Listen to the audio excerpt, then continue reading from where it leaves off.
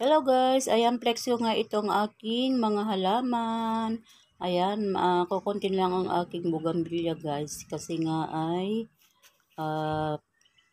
pinag-aalis ko na noong nagpabakod kami guys. Kaya yan na lang ang natira kong bougainvillea guys na gusto kong kulay. Ayan, may iba't ibang kulay. Ito naman ay napunta na dyan sa may ano ba yan, bato-bato guys. Ayan, dumapa na siya guys.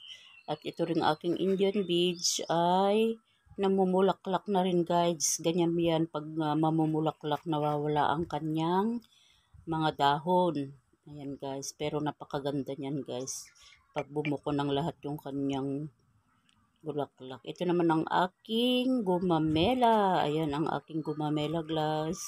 Ayan, may double gumamela at meron din single na gumamela guys. Ayan, mahilig tayo sa mga halaman pangpaalis ng pagod.